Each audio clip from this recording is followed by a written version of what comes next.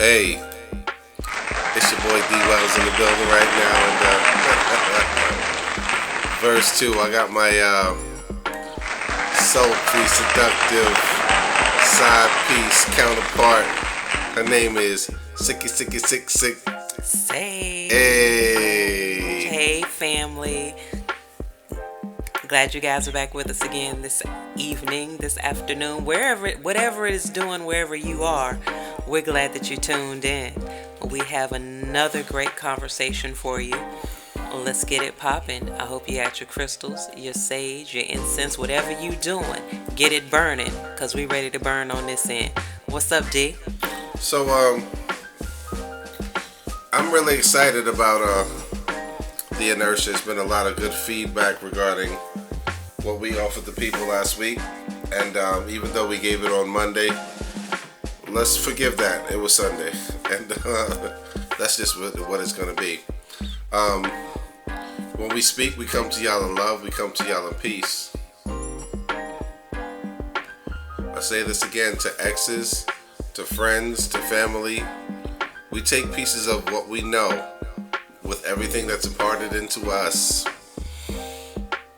We internalize and sometimes regurgitate, and we take that information, and with the information that we've grown into be,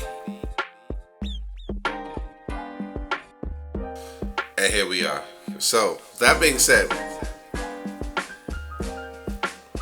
there's a lot going on in the news right now, right?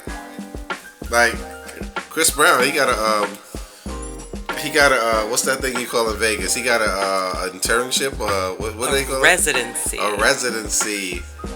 I knew Usher was killing it, but I guess they was like, yo, we gotta let Chris Brown, because Chris Brown's show is different. Like Usher's skating everywhere, all over my Instagram posts. Like Usher's like skating backwards and people doing splits in front of him. Like me next, take me to the residency.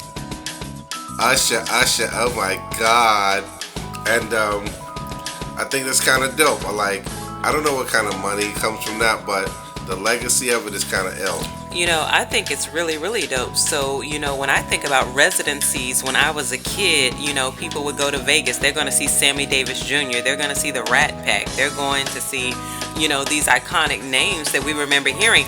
But now, this is who has residencies: Silk Sonic, Usher. It's your boy D Wells in the building. It's your boy D Wells in the building, and you are now tuned into Chop Chop Shop Radio. So we were talking about the dopeness of residencies. Yeah, you are pretty much at the pinnacle of your career when you get Madonna. a Vegas residency. That means that if you choose to do concerts and do other things, you can, but you can also be in Vegas for the rest of your career and make Fade money. to Black. Yeah, they was trying to give Mike, before he passed, a residency in Vegas, and he left us too far too soon. But at the end of the day, I think that's a good look. I don't know if Vegas is ready for Chris Brown, or if Chris Brown is ready for Vegas, because I do. I think both are ready, one for the other, and I think it's going to bring a new type of demographic to Vegas. It's going to bring some new money to Vegas. It's going to bring a new atmosphere to Vegas. I mean, it's always been a party town, but you're bringing some party people into the city with Usher and Chris Brown. But here's the thing. When I think about residency, right, you're going to see the same show every night, like Cirque du Soleil. So you're going to see the same backflip. You're going to see the same swinging from the flying trapeze. You're going to see the same, when the crescendo's coming.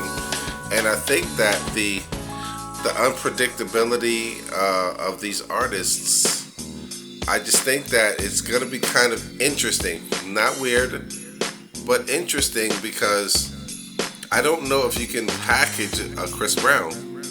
I don't know if you can. I think you can package an Usher, because Usher has been timeless and refined.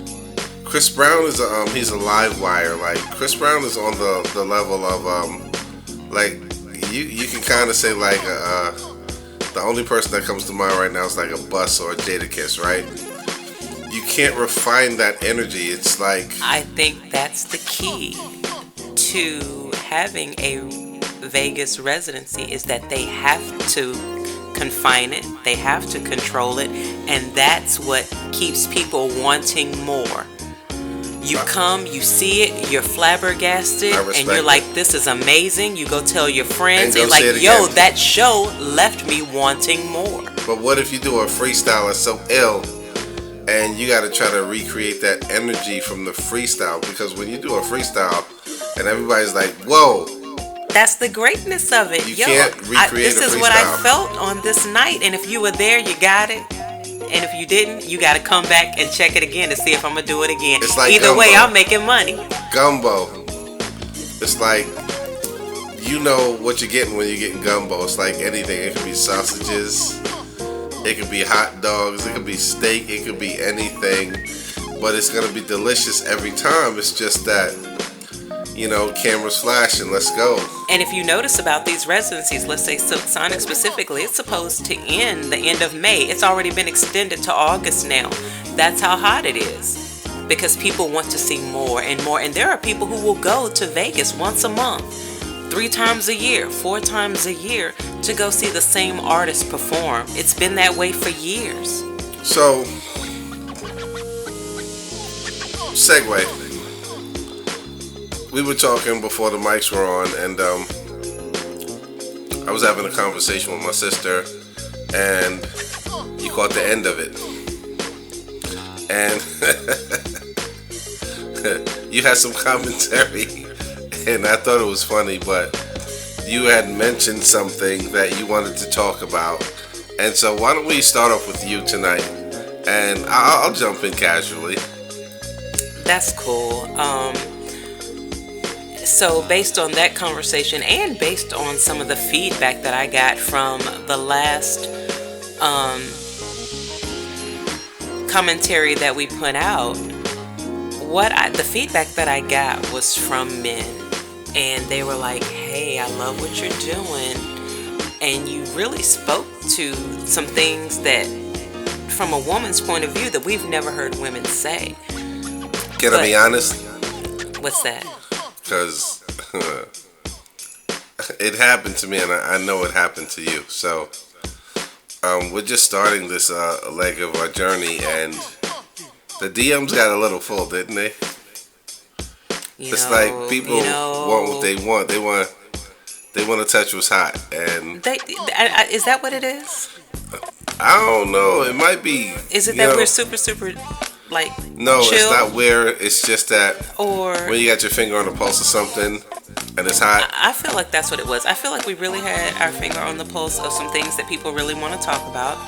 And for me, this is what I felt, that it touched in a way that people wanted to be close to it. Like, what more can I learn? What can you talk to me about? I don't think it was learning, though, because I felt like people wanted to be a part of the conversation, and that's why we're here. Bingo. Dave and Sage. Bingo. So, since you don't want to jump into nothing gangster, I think I want to jump into something gangster.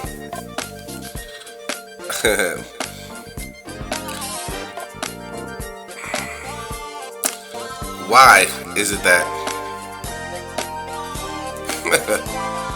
And this is ridiculous, of course, but so now that I live in North Carolina, there's a weird trend that I don't understand. And regionally, whenever you go to a certain place, you notice that, like, for instance, in North Carolina, right? I hate this shit, but watch this. McDonald's, Arby's, Burger King. I asked for a double cheeseburger, and they put mustard in that shit. Like, what? Yo, I'm from New York. Let me get ketchup, let me get onions, and let me get pickles. I come down here, they got mayonnaise, they got mustard, they got all kinds of craziness, and it's like, that's that Southern comfort, boy. You better eat that shit. Like, you see, she's looking at me smiling crazy, but it's the South, and we put mayonnaise on everything. Mayonnaise. I'm trying to be cute with it, mayonnaise. But if we keeping it Southern, mayonnaise, we gonna put some mayonnaise on it. Mayonnaise is important, but And absolutely mustard. Do Mustard not goes on a hamburger. put On a hamburger. You raisins put the in the mustard potato on a salad. hamburger. So, just regionally, man. It's We just clowning, funny. fam. We clowning. But for real, we're going to get back to what I really wanted Back to to talk script. about. For real. I've heard from my gentleman friends again. They keep talking to me. They listen. Man, They want get on her. they want to hear some realness because I thought that we were confused. Yo, my dudes are so confused. And here's the number one thing that I hear is there's a lack of communication. They want so bad to speak with us and to hear our hearts. And this is what they say. They said, all you guys give us is hardness and what you want. I want this, and this. What they're saying specifically is, okay, I get what you want. And pretty much what you're telling me that you want are things that you can do for yourself. They want what you need. I hear Can you speak to me about your needs? And Can you open your heart that and statement. share your vulnerability with me? Oedipus complex. They got mommy issues.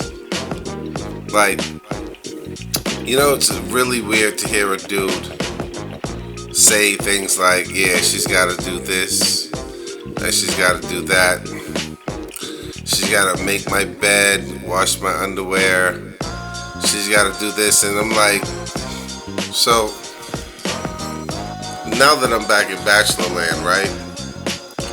I love having my space, and I wish she would come in here trying to do my laundry or, man, listen, I like having my freedom to cook what I want, to wear what I want, smell what I want, feel how I want to feel, like, and a lot of times, a lot of these guys don't understand the freedom that comes with independence. We talk a lot about relationships and you would say my forever partner. That's your thing, right? Forever partners are great, and I think it's a wonderful concept, and I will be the first person to say I love the institution of marriage. But you know what I like more? I like the institution of me. I like the fact that I clean my house, I come home, there's a certain vibe, and you know what, if I leave the toilet seat up, which I don't, if I leave an extra towel on the rack, which I do, you know what I'm saying, if I don't, clean the shower in a couple of months, that's disgusting, but it does happen in bachelor places, but when I come home, this is my stake in the ground. This is my planted piece of earth. It's mine. And I think that we've fallen in love and we've become dependent upon needing to be a part of a thing that is, as I would say in other conversations, based on control. But what does your dream, what does your situation, what does your utopia when you come home feel like? Men, wait, before you do that, baby girl, I want to ask a real question. Now it's just you against the world. Yay, yay, Tupac, right? All out in your voice. Me against the world. When you come home and it's just you, and you haven't found that forever person yet, what does your fly crib look like? What kind of habits do you have? Do you leave dishes in the sink? Do you have laundry laying around, or is it always done? What does your shoe game look like? Do you have a walk-in closet? And if you do, is it full of suits? Is it full of jerseys? Is it a bunch of starter caps? Like, how do you express your independence to yourself? And for those that come in, the onlookers, the spectators that are watching your life, click, click, cameras flashing, what would they report about how you are upkeeping the swag that you call your own? That's pretty dope. And it kind of speaks to, what I was going to say is that both parties, male and female parties, have expectations and things that we say that we want from a partner. And a lot of times we make requests of someone that we haven't even met for ourselves in our own lives. Going back to what I said earlier, this gentleman was telling me that he hears from women all the time that they want. And everything that they say that they want are actually things that the women can provide for themselves. But they never come to him with their needs. He wants to hear, why do I need to be a part of your life? What need can I fulfill? So you're telling me, first of all, you have all of your physical needs met. Or I should say material. You have all of your material needs met. But then you're also telling me, well, I want you to take care of my material needs too. They don't like that. Well, why wouldn't we? They don't like that. And that's fair. So they want to know, what as a man can I bring to your life and add to you that you can't add to yourself? And I would say that's the inside part. That's the part, ladies. They get that we want to be independent. They get that we want to be successful in the career paths that we've chosen. They understand that. They're not trying to take away from that in any way, form, or fashion. They want to be the provider and the protector of your heart. Oh, and here's the thing. As far as material and finances go, when a man for real cares for you, you don't even have to make those requests known. They're hunters. Hunters by nature observe. You don't have to tell him what you want. He's listening. He's paying attention. He saw it when you checked out that bag. He saw it when you were eyeing that car. And when he has the ability to get it, if he really cares for you, he's going to make sure you have it. But he also wants to provide for your heart.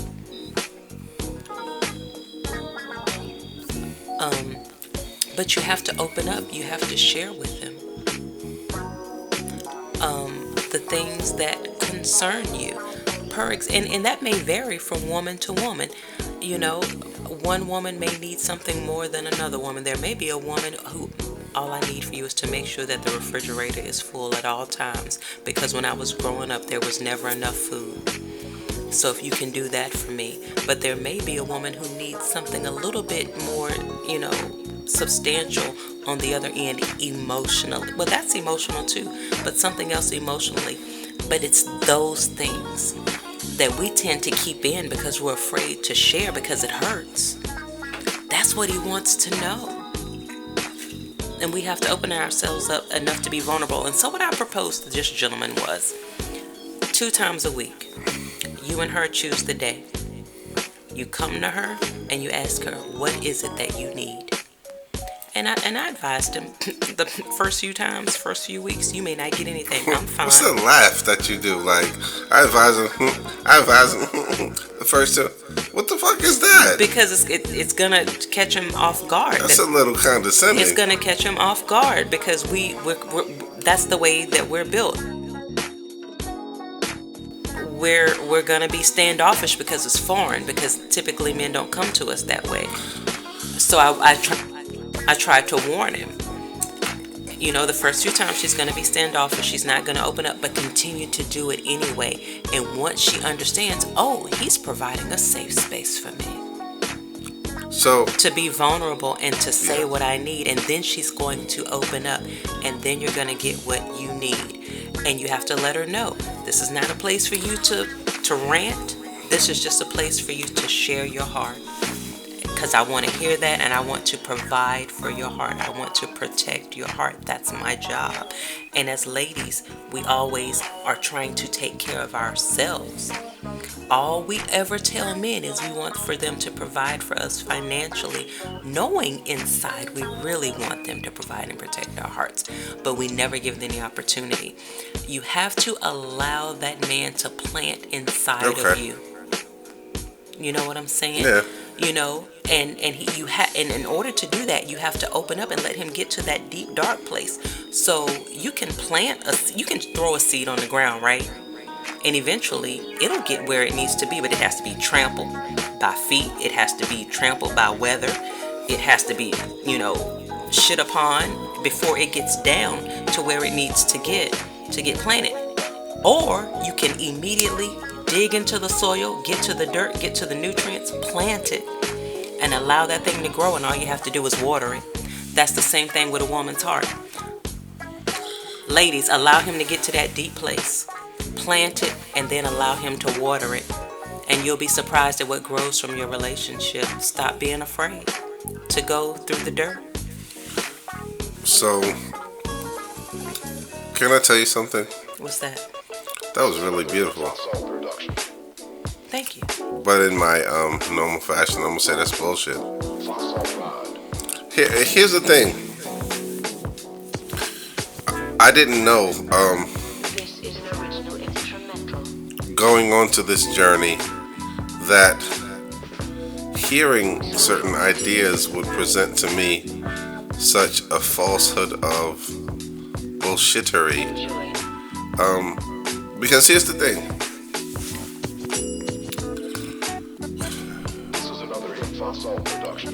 A woman, and I'm gonna pick on women tonight, so I want to be the bad guy. Let's just like, y'all do not know what the fuck y'all want at all, and I'll tell you why. You can have a man of means or a man of very little means. You could have a high stature man, you could have a low stature man, you could have whatever, but the man himself, the person that in that cocoon, the potential of, he's working for you, right? But, and he's a great specimen. This man that's working for you is a specimen. He's of Hercules and of he's a gargantuan of a man. Yes, he's a specimen, right? And you're in the cathedral, and the crowds are cheering, "Go, man, go!" And you're almost there. You're gonna kill the giant, or you're going to win the championship, or. But y'all bitches keep changing the goal line. Like, it's ridiculous. Shit is ridiculous. Like, if we lock down and she loves blue on Tuesdays, and for the rest of y'all existence together, you're getting blue flowers. His text messages, the emojis, like, no, they're not yellow, they're blue. Or if he's feeling frivolous or freaky or whatever, he'll throw you something that's purple. Eggplant, a derivative of blue, right? Eggplant is purple. Purple, you put red inside of blue and it becomes purple. How can you point at a target if the target keeps moving because of emotional triggers on your part? Woman, I'm talking to you, but I'm not done yet. Y'all put us through so much, and the little collateral that we have, when we figure out the smallest idea, you change the goalpost line, and it's like, no from you, but to us it's like, yeah, we don't know how to serve you, even though we know how to serve you. I'll make salmon with right? Some garlic sauce and the garlic butter in a little circle. It's a cylinder. You put it on top and you just let it rock in the oven or the broiler, right? And then you let the bottom get crispy. Then you get the pilaf. And then you get the garlic bread that goes with it. You put it on a platter. You serve it on the table. But somehow you guys might find a situation, well, a percentage of you will be like, oh my God, that's the best thing that I've ever had. But the domesticated versions of you all will be like, oh my God, he forgot my wine. Like, nigga, you know I like Zinfandel?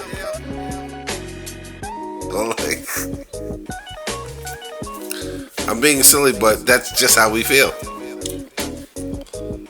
And again, I think we're saying the exact same thing. We're just Are saying we, though? it in different ways. Are And we? again, this is why men who have a woman need to do an emotional check-in, because we are human beings and we're ever changing. But your feelings are so ever changing that it's not even predictable. You That's can't even why like calculate at least how twice to a please week, you. give her the opportunity. Hey, what do you need? Where are you? No, that's what men can do. Mentally, Women can emotionally, handle spiritually. that. No.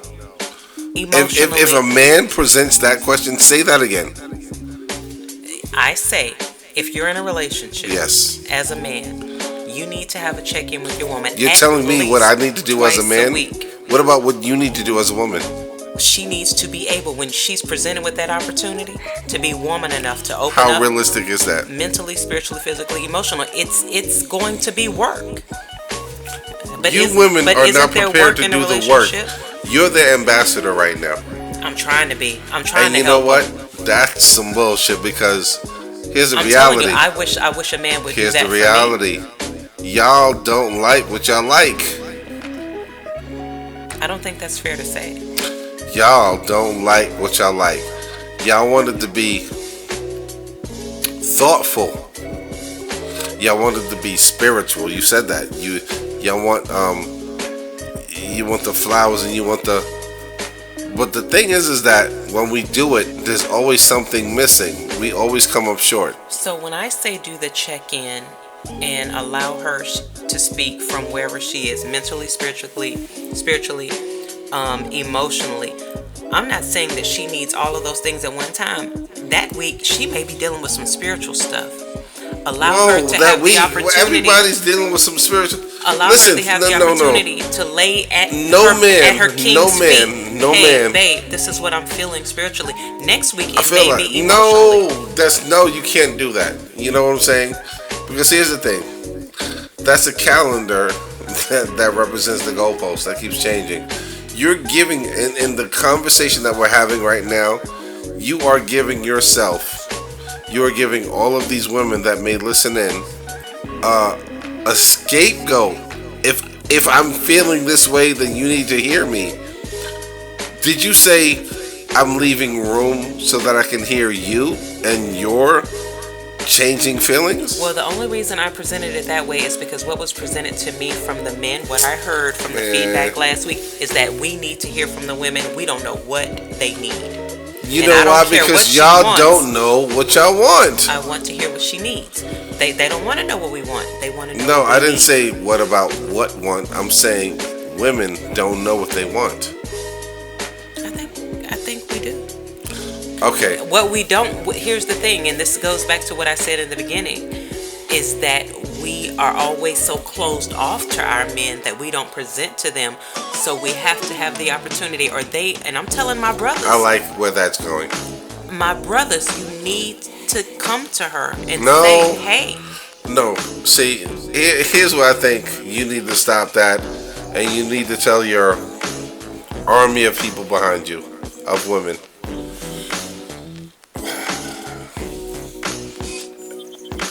We need to lay some shit down in stone, right? It's Tuesday. Tuesday's the day that we wash each other's feet. And we watch Ellie McBeal. Thursday's the day that the kids can run around the house until 12. We're going to break the rule. Structure. Women are so emotionally sporadic and they want forgiveness. But what if men were the same way? Yeah, audience, I love y'all, right? I don't lie. I don't lie about nothing. I will not lie, right? Her eyebrows went over her forehead. She smiled and looked the other way like, damn, nigga, you right. If we could structure your fucking erratic emotions and we could set a clock to it, we would have less divorce statistics. We would have less arguments. We would have less confusions because men, unlike women, know what the fuck we want. You women are so emotionally unstable. You do not know what you want, but you know what you feel. And you know what? It's not the same.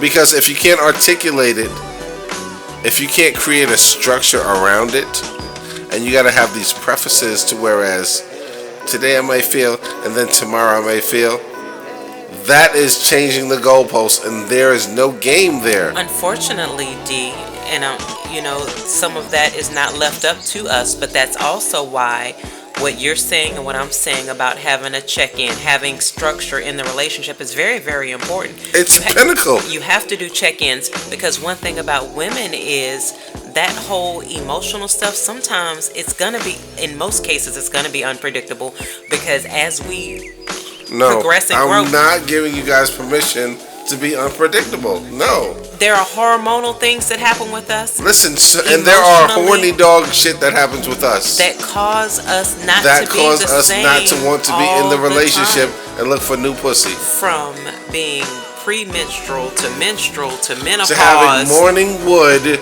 to having side bitches slide up in your DM, and guess what? Some niggas don't know how to handle new pussy. Yo, if Halle Berry slides up in my DM right now and I'm corny dude and it never happened before, guess what I'm gonna do? Halle Berry's gonna win. Because based off of what you're saying right now, what you haven't supplied me with enough evidence to give me a solid foundation to set my clock to, new pussy's gonna win because I don't know who you're gonna be tomorrow. I got a meeting tomorrow with my VP, and they're all coming to my office. All the VPs are coming to my office. I ain't get my dick sucked. I don't even have my shit ironed properly. Everything is like the kids, I hugged them and I played with them, but like my suit is in a ball in a corner in the outside closet, and that's my fly suit that I wear with the pink tie. And I ain't get my nutrient from you because you don't know what you want. This is the kind of shit that we deal with. You see the steady pattern of... I do, but okay. Again, I say it goes back to if you're in a relationship, you have to have those check-ins. And I think there has to be parameters. Who has to have those check-ins? People who are in relationships. You have to have those check-ins, and then within what the is check-ins, What's you the check-in? have to have those parameters. What's the check-in? That say, okay, this is what I heard from you this week, so this is what we're working on. And so if you come to me and you tell me when we have our Tuesday meeting, and you say, hey, this is what I need, and I tell you this is what I need. It's called a report card. Then this is what we're working on. This is what my man needs from me. This is what my woman needs from me. So why are women not? Women because couples aren't doing this. Couples aren't doing this. Right. Me in my relationships, and God is my witness. I used to say, here go my report card. Right? You're doing this, and I'm doing this. Listen, how am I doing? And then, you know what I'm saying, I'll tell you how you're doing. Right? That's what we used to do. And I used to try to implement this into the relationship so that we could have a success level because imagine Michael Jordan, as great as he is, and even with the coach that told him that he wouldn't be anything, right, when he was in high school or early college. But now Phil Jackson is like, yo, Phil doesn't tell Mike, yo, I don't know what you're doing. I'm not gonna tell you nothing. And we're in the playoffs right now. And Mike is coming to Phil like, yo, Phil, what do you see? And Phil doesn't say anything, and they're in the last game. Do you think those dunks would have happened? Do you think those shots would have happened? Do you think those clutch moments would have happened?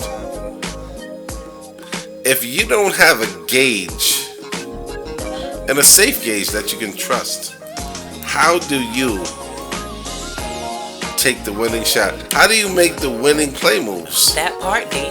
That part. And that's why I say you have to have these check-ins. You have to have these pre-game meetings. And your player has to know that they are in a safe place. Your coach has to trust you enough to know, you know what, sometimes I just got to let them play the game because I trust their talent.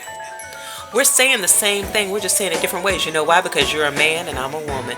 No. But I feel like we're meeting in the same place. We do understand that there has to be a gauge within a relationship, that everyone knows what page we're on and what we're doing, that we're both in a safe place to be what I need to be for you and you need to be for me. I accept that, right? But here's the reality. These programs that we're doing, that many people like you and I are doing, it's just words. And it's words because people don't apply them. Okay, I agree. But it's just words. And unless you take the time to evaluate yourself first, really, right? Like, take a mirror, like, and just stand in front of it, butt ass naked, and say, did I really need to say that to him? Did I really need to keep that away from him? Did I really need to act that way to him?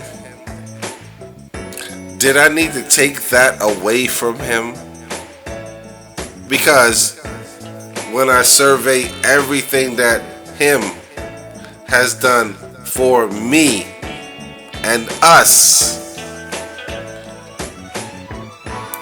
how much of him is in that? How much has him taken away from himself to make this, even if it's a small thing? And that's why we always promote on this show, D, especially for our single people. Before you even begin to engage in a relationship, go about the business of being your best self first. But for our married people, when you're already in there, what happens is, if you really want to make it successful, you have to go inside. And what happens is there's work inside the work. So you're working the marriage, but then you have to work within yourself. Because a lot of times we go into these relationships not being whole people before we get there. But if you want to make the relationship work and you're really serious about it and you're listening to what we're providing, you understand, okay, let me take a step back. Maybe I didn't do all the work I needed to do on me before I decided to bring all of my mess to someone else. But here we are. And here we are. Two people on a journey. There is no such thing as wrong or right. Ladies and gentlemen, I want to introduce you to an idea. There is no such thing as wrong or right. Only what's right for you in your relationship. I need you to listen to this one because I'm right. All right. Stop. Wait. There is no such thing as wrong or right. And I'll give you an example. And I use this one in my head all the time and sometimes in conversation. I don't steal, I don't kill, I don't do none of that shit, right? But if my family is starving and you or someone next to you has wealth and excess, I will come and rob the shit out of you. That's just a fact. And not for the sake of robbing you with a moral issue. No, I want to take from you so that I can provide for my family. If I've exhausted all possibility of resource within the community, within the street, within the stratosphere, within the places where opportunity comes, jobs, sites, whatever, and I cannot provide from them or for them, I'm going to go where excess exists, and I'm going to take advantage and provide opportunity for my family to exist, to survive yet another day. This is not how I truly move in life, but this is the voice that I acknowledge of the hungry and the suffering. And what would I do in the same position? What would be the path that I take when survival is on the line and failure is not an option?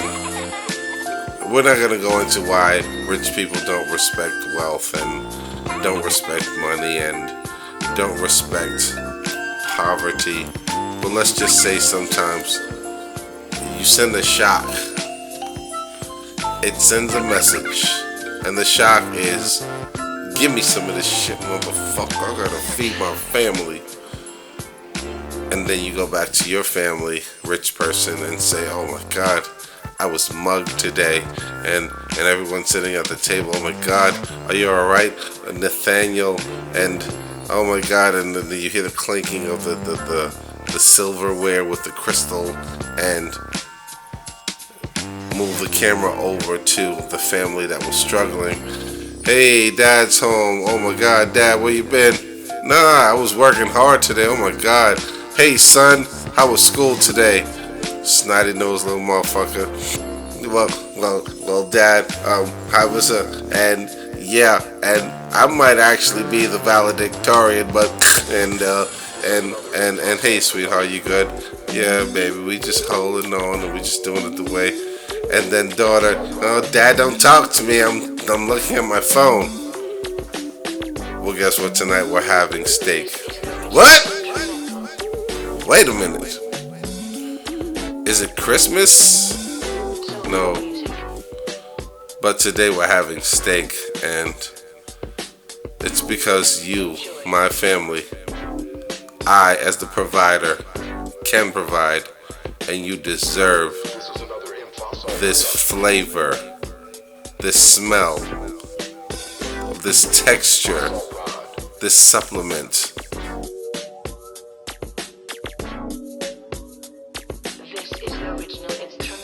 These are things that the wealthy take for granted and don't understand that the people at the bottom, your crumbs are Christmas sometimes. And so sometimes we have to take more than crumbs. We have to take the whole goddamn thing. And it's unfortunate because is it justifiable? Absolutely not. But people need to understand that balance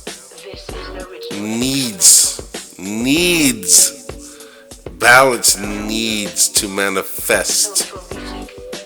People need to see, because if there is not a balance, anarchy will provide a different path for everyone. Am I wrong? Like, am I thinking the wrong way? I just had that conversation at work today, and something as simple as securities on retail at the store, and the lady was like, gosh, I wish we didn't have to do this, it takes up so much time. And I told her, I said, yeah, but if there were no securities, what would happen? There would be chaos.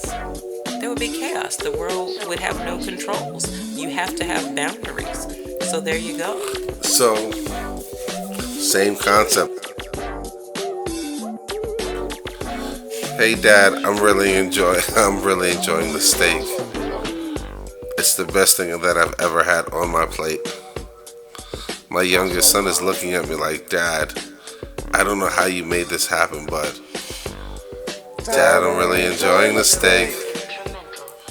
It's the best thing I've ever had on my plate, and the vegetables and the mashed potatoes, everything was great, and I got a full belly tonight, and I know that there were many nights where I didn't have this exact fate.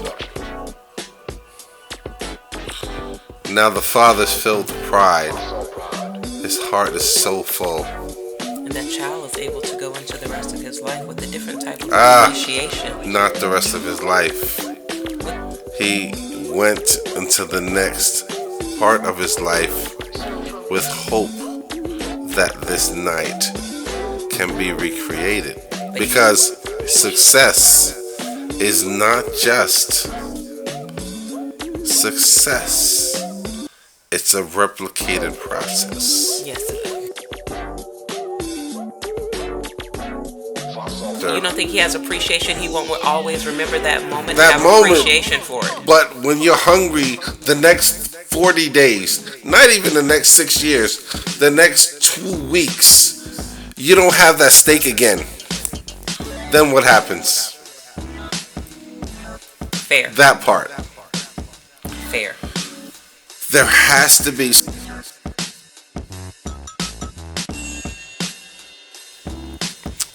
you Experian, you TransUnion, and you Equifax.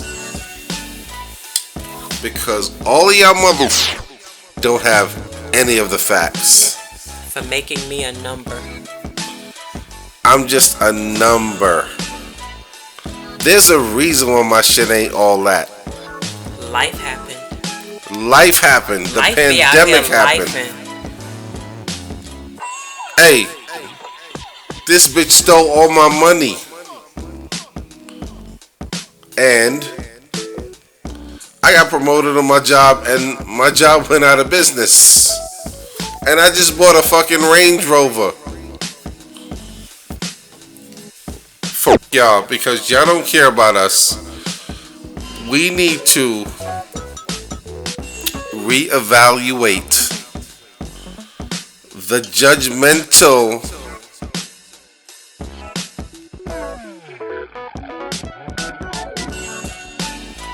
algorithms that decide our fate.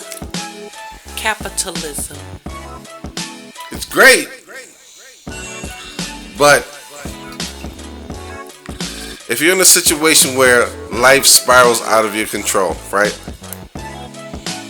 Why doesn't someone from Equifax call like someone from Capital One to get that monthly payment? Oh shit. Hey Dave, I see that your credit score is dropping ridiculously. I'm gonna call TransUnion and I'm gonna call Experian and shit. And guess what? We gotta figure out this whole situation and get you back in the business. But no. These three punk ass motherfuckers sends my shit to my bank, your bank, their bank, any bank, and says, yo, this nigga ain't worth shit. Anything other than what they already do, David, would be against the nature of how the United States of America works. And it's a system of keeping the haves against the have-nots. So anytime that they can see you having and put you in the have-nots, that's what they do. That's what the system is designed for. Did you see the movie Fight Club? At the end of Fight Club? I think I did. They blew the credit union up. Yeah. If I had the opportunity and said, what they call him, Dexter Tyler, whatever his name was, he blew. Remember when Brad Pitt blew his mouth out and it was at the end and he was like sitting in the dark room and I don't know if it was TransUnion or whatever, but that shit blew up. If I could save everybody in the world, I'd do just what he did. but I'd still be alive. Just to hold that fucking every single union, not union, TransUnion, Equifax, Experian, company. y'all got to go. Because here's the thing, it's not fair what you're doing to people. It's not fair what you're doing to immigrants. It's not fair what you're doing to, like, so now, and this is not to be racial or anything like that, right? I'm coming to this country and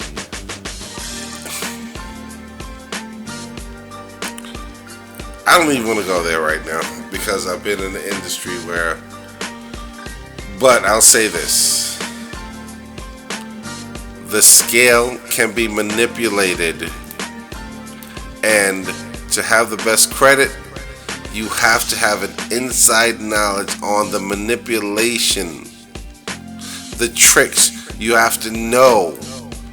But if you come innocent, like, oh, I'm gonna pay my bills and I'm gonna live my life, and you're working at a supermarket and the supermarket fucking goes out of business and you can't carry your bills anymore, those three bureaus will attack you.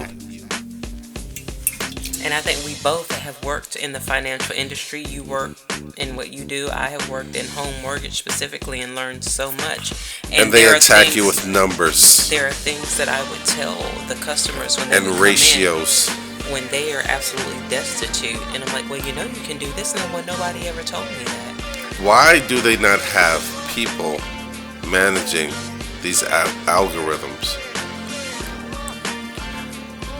Well, you know the reason why. Because they don't want the consumer to know. You know, again, it goes back to if they don't know the algorithm and they fall behind, that puts them back in the have-nots. This country is divided against the haves, against the have-nots. And so if you lose it, oh well, you just lost it. It's not our business to tell you. What you should have done was write your paperwork and hire your lawyer. Well said. But you know what the secret is? So I'm going to give you a secret.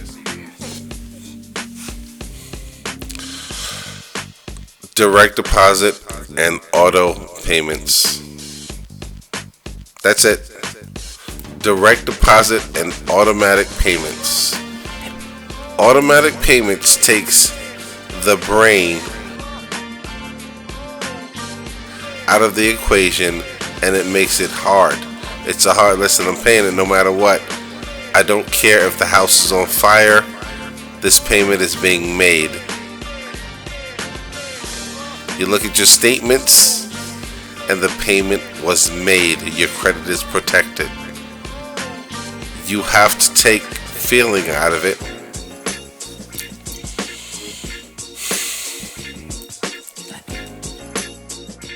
And for those of you who are making payments on things, a car note, a house note, a credit card, in the beginning, a credit card. Let's just say you're purchasing a home and they tell you look for 0% every time. You can put, let's just random number, 20,000 down. If you got 40,000, put 20,000 down, but then take immediately when they tell you it's time to make that first payment, 20,000 down on the principal. And then anytime you get any extra monies, pay on the principal. You'll pay your home off in half the time. They don't tell you that. If you got a car note, don't pay it off every month. Pay it off every 2 weeks. They have programs. You can ask your car dealership. You can ask the bank that finance your car. Pay it every 2 weeks. You're going to find yourself in a position where you're paying less interest. I'm just telling you something. But again, the first payment towards the payment, that second payment towards the principal, you'll pay it off in half the time. You heard this from Sage and D. Wells. Again, we tell you all the time, we care about the things that concern you. We're trying to help you live life because we're trying to live it too. And if they won't tell you, we're going to give you the inside track. Whether it's life, love, relationships, finances, children, spirituality. And we go through the same things. And if there's anything that we can add, That's what we're gonna do. We want to see everybody eat. We want to see everybody be their best. Yeah. What Sage just said, we want to see you do the best, but do some research on the information that we just fed you, because here's the thing. Slavery isn't just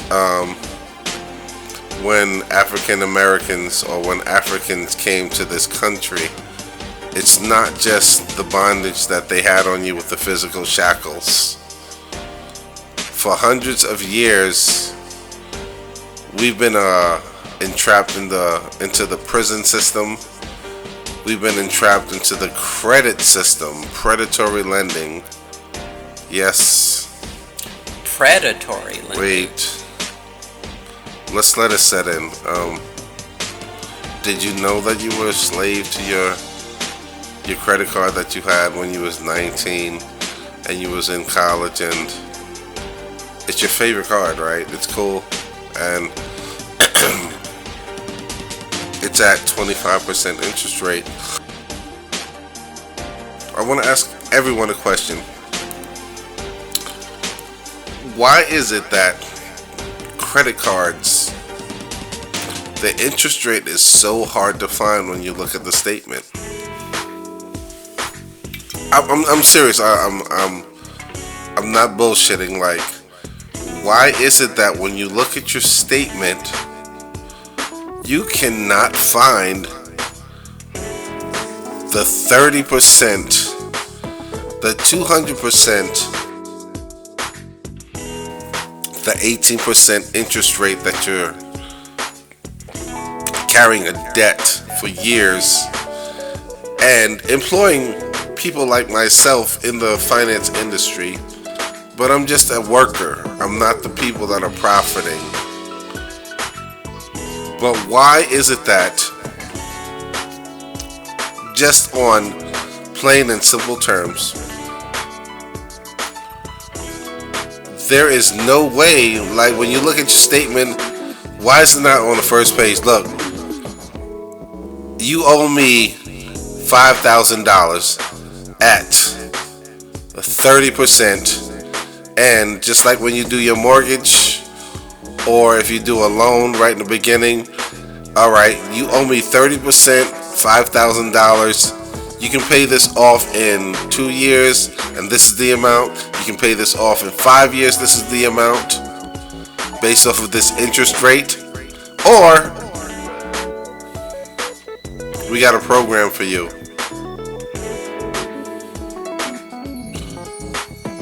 I just think that,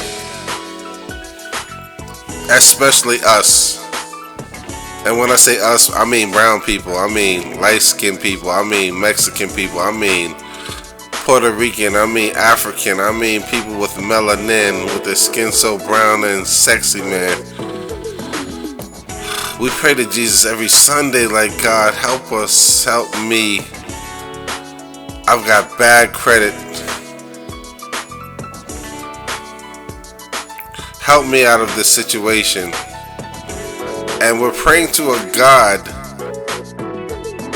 against a mathematical problem that's based on you're entrapped from a mathematical problem. You're praying to God against math. The corporations know. Am I wrong? You're not wrong. And even the Bible says that wealth solves a multitude of problems. You know, it's all about the money.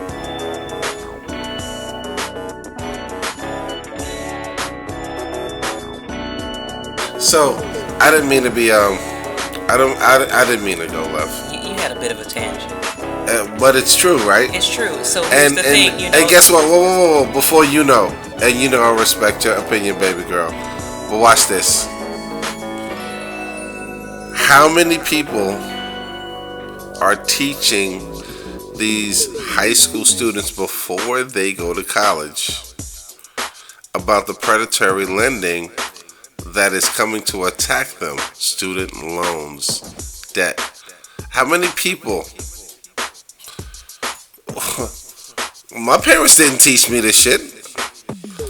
I All of got that. into banking as a whim. I think they still teach home quote unquote They do not. economics A classes. bitch can't make a sandwich in high school, let alone balance a checkbook. Are you crazy? I think maybe in some schools they still teach home economics. What I'm trying to say is when they say quote unquote economics, what they should be teaching is how to balance a checkbook, how to keep up your finances, how to maintain your credit, what a mortgage looks like, what you need to do when you get that mortgage, Debt ratios. all of that, all of that, how to manage your household bills. That when I remember home economics, Do we you didn't know learn that if we were any taught of this that. in our communities, brown Say it, people, Dave. Say black it. people, I'm going to Say say it. Do you know that the divorce rate would be down, down, down? If we knew how to balance a checkbook, obsolete by the way, but if we knew how to balance a checkbook, had internet banking, or just had conversations about interest, penalties, bankruptcy. So remember when you go to church to the Fire and Brimstone Church, the corner store, front church, your favorite pastor, they got the organ and everything like that, and they say the penalty of sin is death. And if you don't, then you go to hell. What if we had a teacher that was like, the penalty of sin is death, and if you don't pay your bills, your relationship is going to hell. You're gonna be in the street. Your kids ain't going to college. You're going to be in the street. The whole family's gonna be And you're going to be a traumatized. motherfucking statistic. And do you know how much that plays? Shamana. And it is on the mental state of the whole family. You don't even realize how it affects your children when they realize that these things happen. Well, why we don't have a car anymore? Well, why we got to move from the How many from the people you 4-bedroom seen to the apartment? move off the block because, move out the apartment complex because they parents ain't get the memo, and now, yo, Johnny left. Johnny disappeared. And internally, Johnny is traumatized. He lost his father. He lost his home. He has to go to a new school. Everything is messed up. He carries this into adulthood. He still hasn't learned financial literacy, and he passes this. Trauma. He passes it on to the next generation. Generational stuff that we got going on. Somebody has to teach it. We're gonna give you what we can. Hey, look at here, man. Y'all trying to pump the new math into these kids. 4 plus 4 is gonna be 8, regardless, right? But why y'all not pumping the real shit into these kids? Like, we trying to keep up with China. China owns Manhattan, so Manhattan's not even ours. The game is fixed already.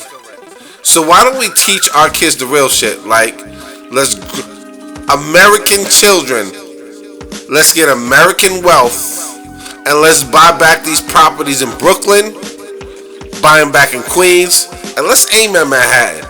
Harlem is kind of expensive right now, but if these millenniums that y'all make so much fun of right now knew how to buy the brownstone in Harlem, and they're American and they're invested in American interest, how different do you think this country would be? Well, David, I mean, you can speak to where you come from, but let me speak to where I come from. Holla. You gotta speak the financial literacy to the children all over. You know, I come from the South. How dope is it if these kids become so financially literate that they can buy out these plantations? They can buy off this farmland, you know, that their great grandparents used to sharecrop on, and they turn it into wealth. Everybody, all of us need to figure out how to be a part of this quote-unquote American The dream. word on the street, no racism, but the word on the street is that Jewish people taught us that It's not money. It's not.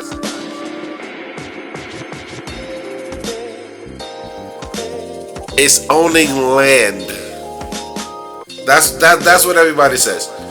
That Jewish people have a secret that nobody knows about, and that is that you own land and land doesn't depreciate. You know what? That's the facts, bro. So like I can invest in weed, I can invest in gold, I can invest in a bunch of stocks that are just like fly by night or whatever the case, in my 401k or just in my personal pocket money. Instead of buying a chain, I can say, yo, that $1,000 chain, I'm gonna put $1,000 toward Texaco. And you know what? Or better yet, I'm gonna invest in Facebook. I'm sorry. What's the new name for Facebook? Meta. Meta.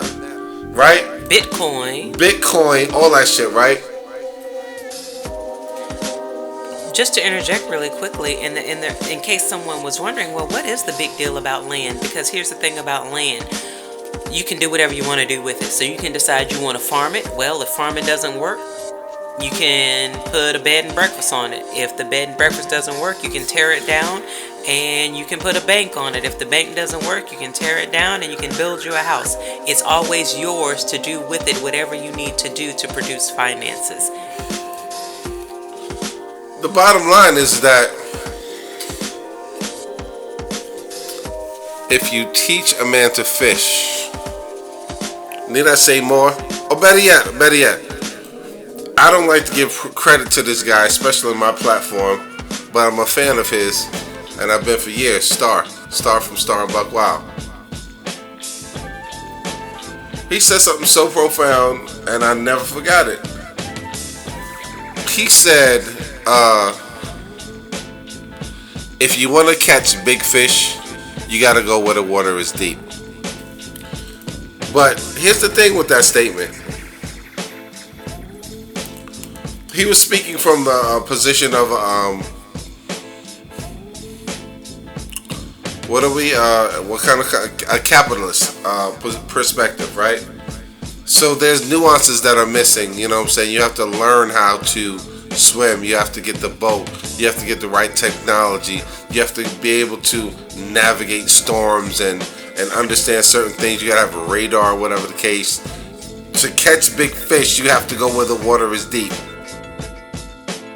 The philosophy is the same. To catch big fish, you have to go where the water is deep. Now, before you say anything, Sage, people of color are in this country for 500 years now.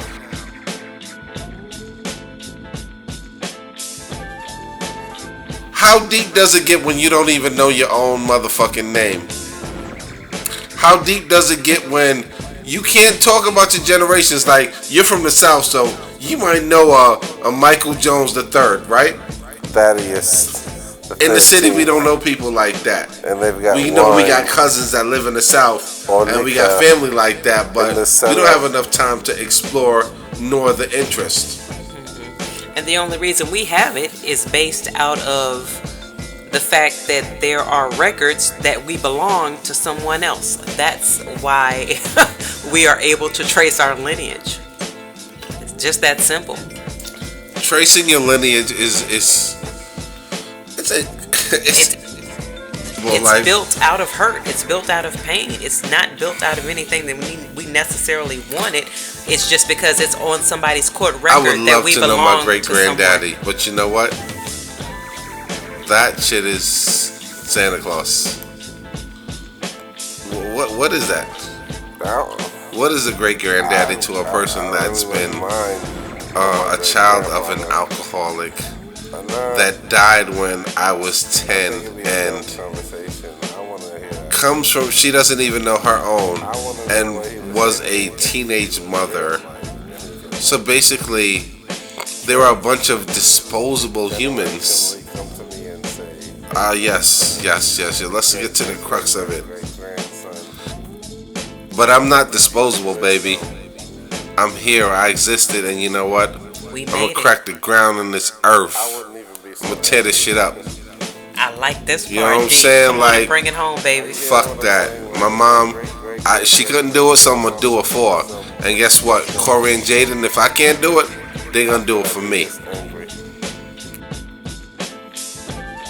It's what you want and what you want to see. Am I wrong? You're absolutely right. talk to It's me. all about your own vision and what you see for yourself. We cannot Speak that hide. shit into existence. We can't hide. We can't negate what our past was and what we come from. It helped build the character of who we are. It gives us a little bit of color in our history. It's your boy, D Wells in the building, and we in the chop shop shop. It's your girl Sage, and she's killing it right now. Keep talking that shit, it's hot.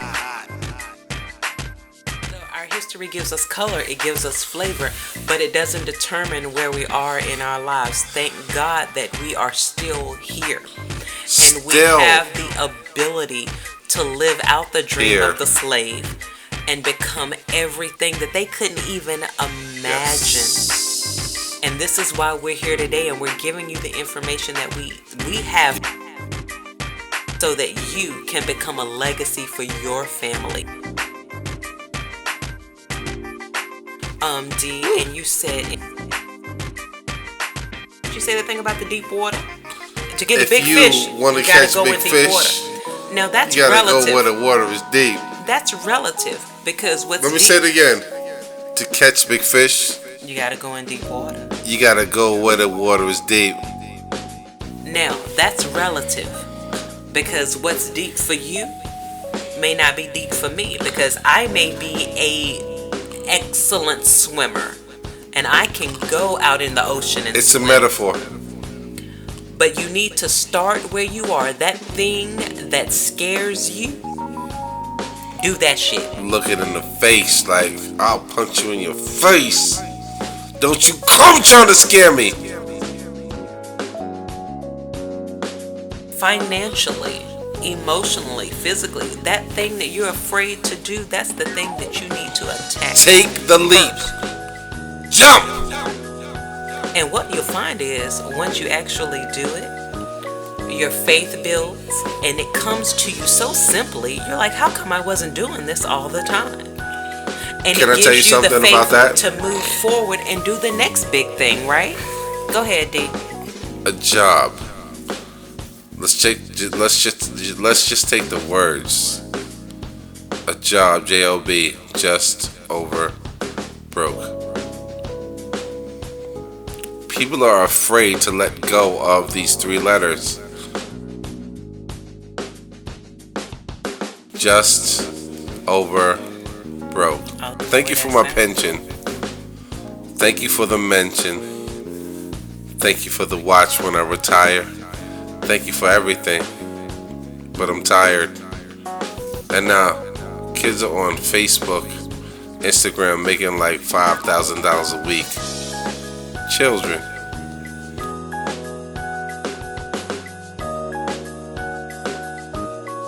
Listen, you leave me at a loss. Like, you said some real stuff right there, D. It just further lets us know that we need to do something more than just go work a job. We need to begin to pursue our dreams. Those things that haunt us at night. Wake Your us gifts up. will make a way for They you. make room for you. Room for you. And we are a prime example of that. And being in that prime example, I'm glad that I have the opportunity to speak to you and yours.